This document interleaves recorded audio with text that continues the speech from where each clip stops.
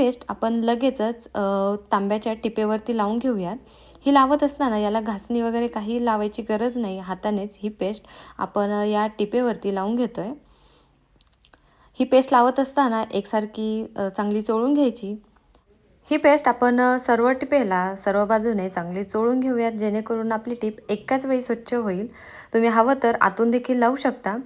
मी इथे तुम्हाला दाखवण्यासाठी फक्त बाहेरच्या बाजूने टिपेला ही पेस्ट लावून घेतली आहे।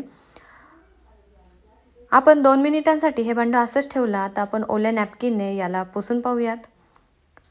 बघा, ज्या ठिकाणी आपण पुसून घेतलंय त्या ठिकाणी ज्या पद्धतीने आपण पितांबरीने किंवा लिंबाने घासतो त्याच पद्धतीने ही टिप निघली आहे। आता आपण याला चांगली पुसून घेऊयात आणि मोकळ्या पाण्याने स्वच्छ धुवून घेऊयात। तुम्हाला जर अशी टिप सणाला किंवा रोजच्या वापरासाठी स्वच्छ भेटली तर तुम्ही यामध्ये रोजच पाणी साठवून ठेवताल। ही ट्रिक आवडली असेल तर